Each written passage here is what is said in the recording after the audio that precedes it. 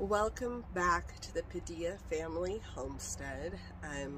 It is December 12th and we are just getting over the some sort of bug here. We've had it for about a week, so I'm sorry if my voice sounds a little bit off, but I wanted to make sure I recorded doing what I'm working on, and I decided to get a little bit of sunshine even though I'm in my sweatshirt. I wanted to be outside, be next to the garden, and get a little bit of fresh air after being inside for a week. We are planning the spring garden. This is always a very exciting time for me. I love new beginnings, and I like being surrounded with edibles and pretty gardens. And I mean, look how pretty this is. It's just a breath of fresh air. Now the garden has looked better. The storm we had rolled through over this weekend, I did not have energy to come out here and try to cover these towers. I'm actually really surprised with the wind that we had that we didn't lose the towers, that they didn't fall over. But because we're in the corner of the apartment complex right here, the building, I think that helped us. But it's definitely, it was it was raining really hard and very, very windy. So I'm excited though to start planning the spring garden. We're gonna do things a little bit different this spring, and so I wanted to talk to you guys about that, what you kind of can expect from the towers. I do garden in 3 GreenStalk towers. They're a combination of 2 regular tiered towers and 1 leaf tiered tower, but I have them kind of mixed up, so they're in varying heights. And I did that because these have morphed. Originally I only had 1 little 3 tier down here because I wasn't sure what the apartments were going to think about them. They said they were fine, so I turned them into 2 of the towers with a combination of layers and tiers. And I had 1 big tomato tub this last year to go with those 2, because I can have 3 planters outside, and this tower counts as 1 planter. So then we added the 3rd one when we took out the tomato tier. Now this year was really about how much can I push the towers, how much can I produce. Can I produce the regular things that a lot of people produce in their gardens, and what worked for us here. Now, we are in a little corner of the apartment complex. I don't have a lot of room for moving them around, and so they are on the rolling base, so I can rotate them so they share the sunlight, but they're definitely not in like all day sun. It's still considered full sun in the spring and summer, but it's not all day sun. And so I have to keep that in mind with what I'm growing. We also have all the squirrels and birds and all the things from the green belt on the other side of this fence right in front of my apartment. And there's only so much I can do about those, plus we have turkeys. So we have all kinds of things that we battle. And then obviously the landscape gardeners, if you've been around, you know, the leaf blowers and I have had some issues. So I'm trying to learn. This is my classroom period here in this apartment. And I did, the first year we gardened out here, I had some little tiny containers. Then I did these big old totes that were painted and cute, and I grew corn and all kinds of stuff. They didn't have a 3 planter limit at that point in time, but I was really learning. I was growing squash and pumpkins and corn and all kinds of stuff out here. The owners of the apartment complex changed and went to the towers. That there were some battles back and forth. I had more than 3 still though at that point in time, and then that's when they said that it came down to 3. And then we tried to pack it all in and not grow anything over the fall and winter that year, because we tried to do it inside. It did not work in the towers as well. I ended up going back to work that winter, and I did not feel comfortable where we had the planters and where we had the lights. I didn't feel comfortable with the lights shining continuously on the windowsills, making reflections. I was just afraid fires were going to start and things like that. And it's especially during the main part of the day when the sun really came in that window. So I didn't, we've gone through our rounds in the gardens trying to figure out what works for us. But in every single season, I have learned something. So this last year has been extremely successful on a lot of things. The difference this year is I'm battling squirrels. I never have had squirrels dig up my plants, and they are absolutely digging up my plants. So that has been something new. And a new challenge that I'm trying to figure out. We didn't have aphids as bad this year. Cabbage loopers, this has probably been the worst year for cabbage loopers. However, I'm growing a ton more greens, and I'm actually out here in the fall, and the fall has been worse for cabbage loopers than the spring was, which is crazy to me. So we go through all kinds of things. So this year was peppers, and I did do trial and error of one of this type of herb and one of this one, and tried a bunch of different flavors or scents or whatever, and really like push these things. Tried cucumbers and squash, and did all kinds of stuff. There's definitely some big fails and definitely some big successes. And what I'm going to do this coming year is I'm narrowing it down a little bit. So, like I said, this time is my classroom. With it being my classroom, I'm trying to learn new skills consistently. Now, one of the things that we have been really doing is making sure we know how to preserve things, eat things fresh as they're coming out of the garden, narrowing down the foods that we really like and the foods that we don't like as much, just trying to figure out what works for our family the best, right? Well, this year, what we're gonna do is we're gonna use the 3 towers, and instead of doing 1 or 2 of this plant and that plant, in the spring, we are going to do bulk items of certain plants, and let those produce through to the summer. And then during the summer here, we're in zone 9B in Northern California. It can get up to 114, 115 degrees.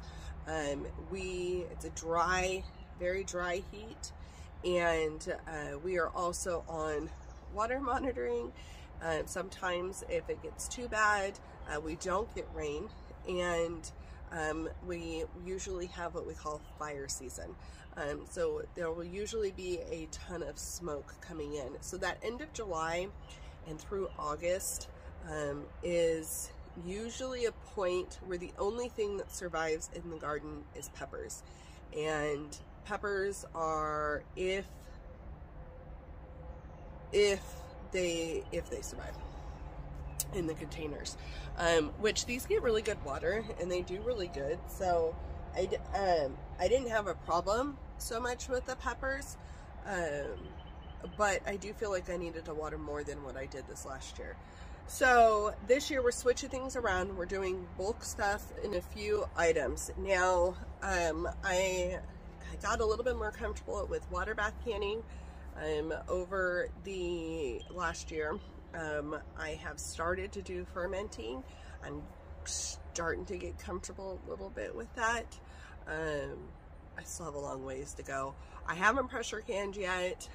One of the things though is we have really gotten into drinking tea, and we've also I'm trying to do a lot more of our own skincare, and calendula has made a huge difference with skin. And so I want to make sure that I leave room this year in the garden for these things.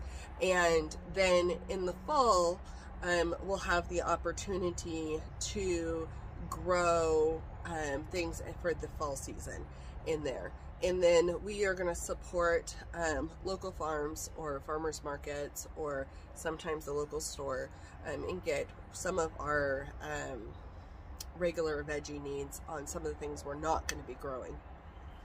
I just want to be able to have enough to kind of hopefully make a meal every once in a while out of it. So this year's plan for the 3 towers, I'm going to be growing 6 hyssop plants. Last year I grew 1 of the Korean hyssop and 1 avocado hyssop. I'm going to grow 6 of the Korean hyssops. I'm going to grow 6 holy basil plants. So 1 whole tier will be holy basil, and that's going to be for tea.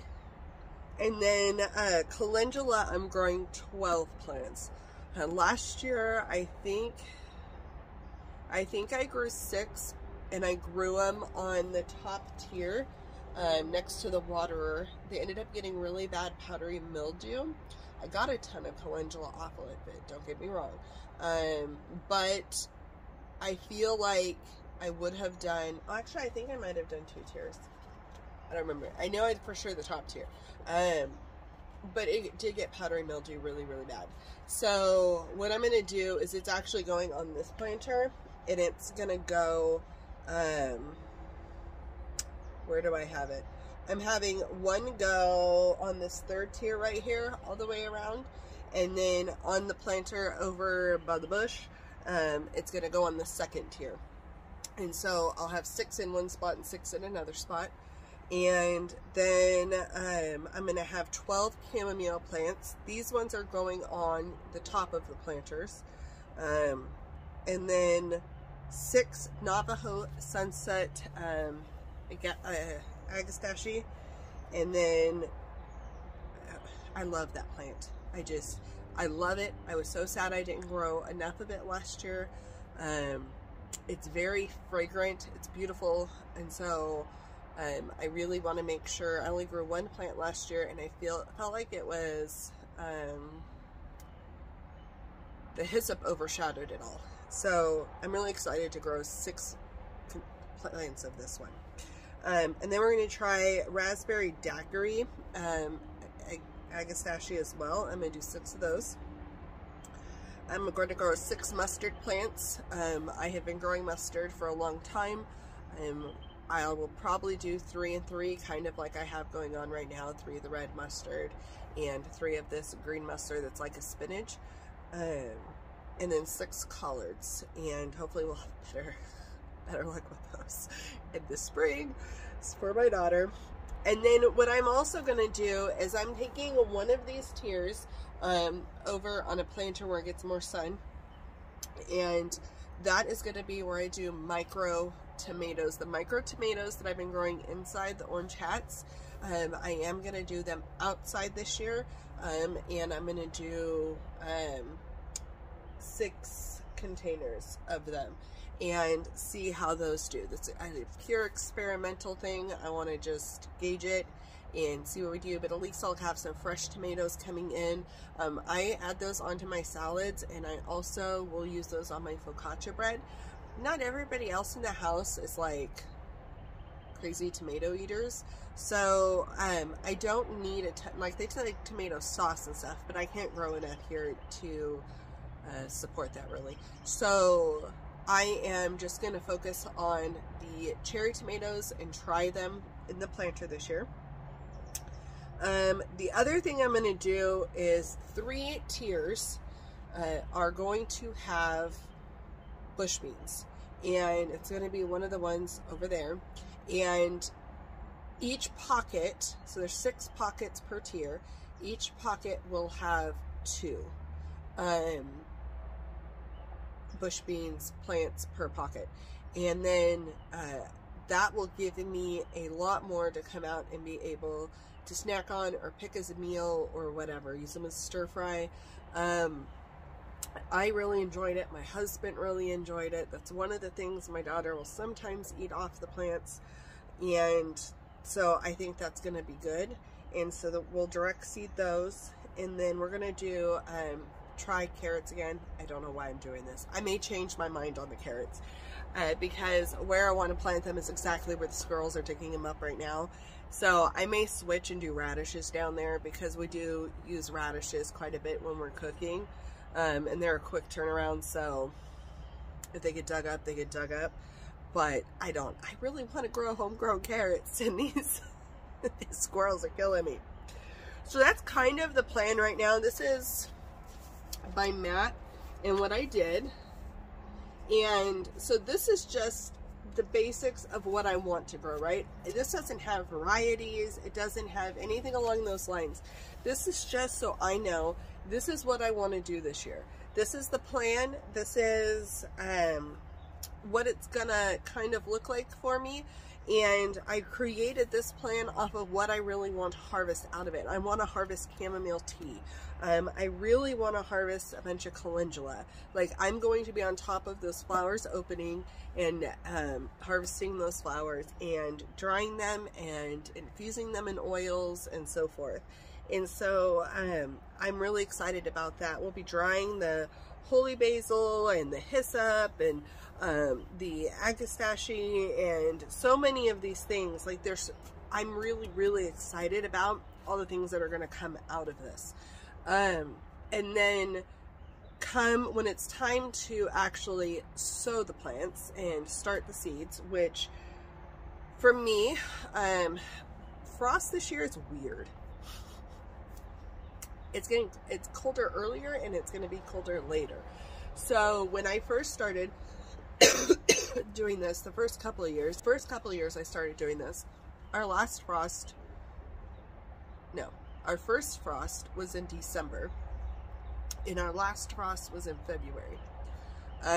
This year, our projected first frost was in November 25th or something like that. We got it at the beginning of November. And then our last frost is projected for March 14th, which is much later than what it was the previous years. So I'm not going to start as early as I normally do. I usually take down my Christmas tree, get Christmas put away, and then I'm ready to start my seeds right around New Year's. That's not going to happen this year, unfortunately. So 8 weeks, a lot of seeds need to be started indoors 8 weeks before. And anything that has to be started 8 weeks before, that's January 17th. That's way too early to start those at New Year's. And then the other 6 weeks out from frost is January 31st. So somewhere in the end of January is where I'm going to be starting most of these seeds indoors, if they're going to be started indoors. The bush beans and the carrots are all going to be direct sowed after the last frost. And I'll be watching the forecast, obviously, for that. So that's kind of my plan here. Now, if you haven't done this before and you were really looking at trying to figure out when you should start, okay, you can Google when your average frost is, okay, and I believe it's going to be Old Farmer's Almanac is where I usually go, and you put in your zip code. We used to go off of somewhere a half hour that direction, which was probably more close to our climate, but they changed it to half an hour that direction up a hill. And so these may be inaccurate because these are up higher elevations. But you're going to put it in, you're going to gauge, you're going to check your weather forecast. Nothing's perfect. These are I think it says, is it 30%? I don't know. It's close to that. It'll say on there all kinds of information. And this is for your light frost, that light frost that kills all those frost tender plants, which a lot of our spring garden is frost tender. The stuff I have growing right now is not. Like we had a frost last night. We're going to be having frost. These light frosts are not going to kill this stuff. Hard frost may kill nasturtium, but we don't really get a ton of hard frost here where we are right now. So you find out when your frost is, right? And then you're going to make your plan for what you want to grow. Like I did. I want to make salves. I want to make teas. I really want to munch on green beans. And I want to grow some greens, right? So if I'm going to do that, then what I can figure out my space and figure out kind of what I want to plant where, not necessarily what varieties, but not variety, yeah, what varieties of calendula or whatever, but the actual type of plant. So calendula, I'm going to grow that, but they may not all 12 be the exact same calendula. They may be different calendulas. So you get a basic gist, you know when your time is, then you get to start going through the seed catalogs. And this is so much fun. So this is the one you pay for. I'm actually not really buying seeds this winter. I have the seeds that I need, I think. I have to double check a couple of them, but I'm pretty sure I have the seeds that I need this year. And so, at least for the spring one, but this thing is just so pretty, and it has stories, and it tells you all about plants and the history of them. There's some recipes in here. It's beautiful. So, seed catalogs are great to go through and figure out for inspiration. There's the free version of it, which is so there's the free version of it, which is a lot smaller, but still good stuff. You can always just look online too if you want, but I like having paper copies. This year I did get the catalog from Botanical Interests, the microgreen seeds and the sprouting seeds that I have bought from our local nursery, our Botanical Interests. So I wanted to get their catalog and check that out. I also got the catalog for Johnny's Select Seeds this year. And so you go through at that point and you go, okay, so I know I want to grow calendula. What do I have on hand? What do I want to grow? Is there something that's better for skin than other ones? Are there colors that I like better? And start working that through. I can pretty much tell you Strawberry Blonde is going to be one of the ones that I probably grow. I believe Flashback is going to be another one. And I really liked how many layers were on the Snow Princess. I think it's called Snow Princess. It's a white one. But when I actually go to start the seeds, I'll show you guys pictures of all these things. The other thing that I want to roundabout on, since we've kind of gone over what our spring garden's going to look like, I'm giving it a break in the summer. I want to be able to let it pitter out if it needs to, and restart in the fall. And then kind of what kind of bulk things we're going to grow are some of the things that you have resources that you can use. Take notes. My memory is not as great as I wish it was. Especially with me learning all of these new things, I'm like, okay, I don't remember when I did this, or I don't remember when this happened. And I take thousands of pictures, luckily, so I can look at the dates on some stuff on my phone and figure out when I did things, but that's a lot of work to go back through for everything. So I really think it's important to write it down. I did not do as good as I should have this year. I am going to take some more notes next year, and then in 2024, I have a really big plan and for gardening, and so we will see what happens that year. So it'll be a whole different type of gardening year for me, but there's a few resources that you can use to take notes. This one is the Gardener's Logbook, and I have used this for a few plants, but I really started saving this for ones I knew for sure that I liked and I really wanted to grow, so I actually have to update this one. So you can, it's a plant log, and you put the plant's name, the scientific name, whether it's a flower, vegetable, fruit, herb, shrub, tree, annual, biennial, perennial, seedling, or a bulb, where you buy it, how much it cost, the date you germinated it, the date you planted it, the location, sun, partial sun, shade, what kind of fertilizers and soil amendments you used, pest and weed and control, watering and rainfall, the date bloomed and harvested, and any other notes that you need to take, and then you give it a rating at the bottom. This is great if you are really trying to figure out like how much harvest you get off of something, when, like the right timing. You need to plant it for when you're supposed to be harvesting it. So this is a great option right here for that. So it's the Gardener's Logbook. And then another one, that was a gift for me and I love it. Another one which I started the year, I ended up having to move my garden inside, which kind of stunk, but is a year in the garden, a guided journey.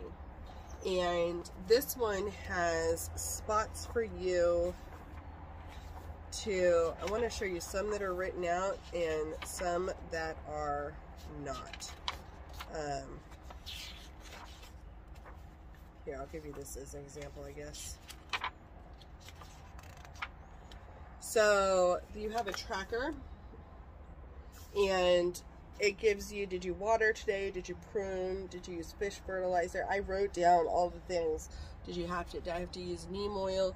And then the 1st through the 31st, you write down, you check if you did it. And so that helps you keep track of how often you've done things. In here it has daily guides, calendars, so you can write your plans out. It has a list of what plants to start from seed. This is the previous year's stuff that's in here. Trying to see a couple more. So they do have like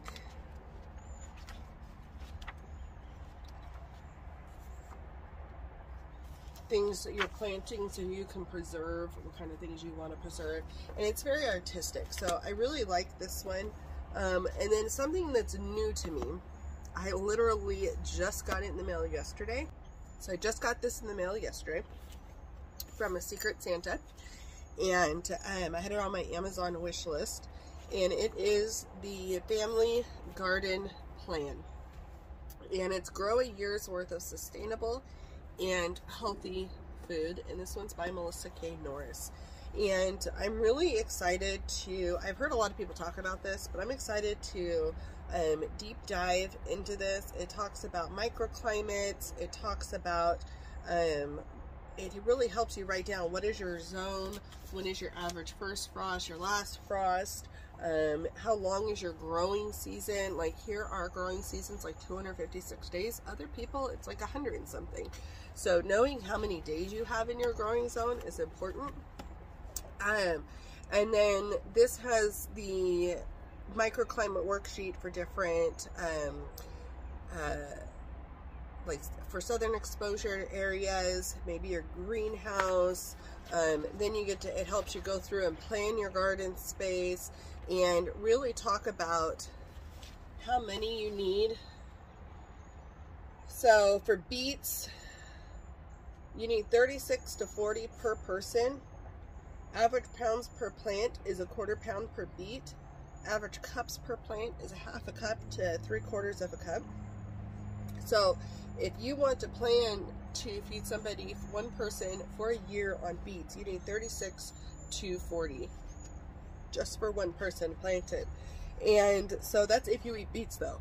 And so you can go through and make your plan on what you would need based on, well, maybe you eat way more snap beans than other people, or maybe you eat way more dry beans, or maybe you don't eat dry beans at all. You can change these quantities. This just helps give you an idea of where to start. And so I'm excited to go through this and make a plan, and it helps you with crops, how to get it in the ground, and then when to plant things, how many days or weeks before last frost, and then things you can do to care for your garden with some natural things for the pest resistance, pest and disease records, so you can keep track of when certain pests came on, so you can remember to keep an eye out for it again next year during that time. So yeah, I think this is awesome, and I'm really excited to use this. I'm not going to use it this year.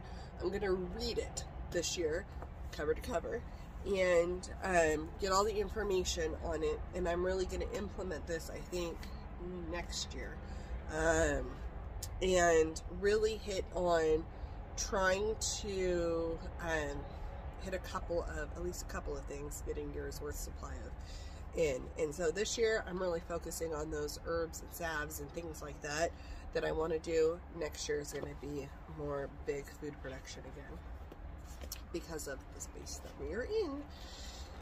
So that's kind of what I have. I feel like I've been a little over the place, but that might be because I have the head cold still. But I hope that you are taking time while it's nice and cool and you're not in the garden as much, to look at the seed catalogs and go through and start planning what it is that you want out of your garden for next year.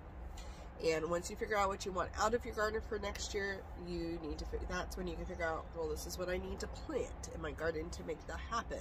And once you have that, then you can go, well, these are the varieties, and this is when I need to plant it, and create your plan and your seed starting schedules and all of that. It's going to take time. It's going to take a lot of writing, a lot of scratching out. I mean, I scratched out where things were going multiple times on my little list because I kept changing what I wanted where. Because every planter gets a different light. Every planter spot on the planter has different watering things. Like I have to remember, I don't want calendula on the top because I don't want it to get as moist and get powdery mildew. So I really hope that you curl up with a cup of coffee or some tea and grab your garden journals, or buy some garden journals now before you're ready, and get your seed catalogs out and really start dreaming about what it is that this year is going to bring you. And it may not be providing a year's worth of food. Maybe you're in the classroom like I am and you need to learn a new skill and you need supplies to do that. And so growing some stuff to make some teas so you learn how to balance flavors in teas, that may be a good idea. Growing some things to find some balance for making salves and other medicinal products, maybe that's a good idea for you. Maybe it's maxing them out and seeing how much you can grow, like I did this last year, and growing peppers and tomatoes and oh man, we had so much stuff. I did try eggplants, but I got so many pest issues with that. I mean, we had mint growing. This thing was jam-packed all the time. And so there's a lot that you can do no matter where you are. And if you don't have towers like this and you're trying to grow inside an apartment, you still have things that you can plant. You can grow under a grow light in the house. I have a shop light. It's an LED daylight, 5,000 lumens shop light, cheap one from Walmart. And I set that up. That's what I start my seeds under, and that's what I was growing my indoor micro tomatoes under, and all of that. So you can grow lettuce under that, so many different things. So you can find a way to grow wherever you are, and just figure out what it is you're going to learn and tackle that, and then learn something new and carry on the things that you know that you really want to carry on, and be ready for when you're not in this classroom anymore, you're in another classroom. Thank you for watching, and we hope that you subscribe and follow along on our journey as we are learning all the things this year. We'll see you soon on the next video.